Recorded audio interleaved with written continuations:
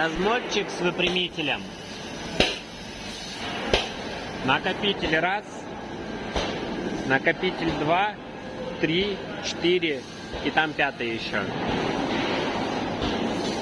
Рулон раскатывают, туда закидывают.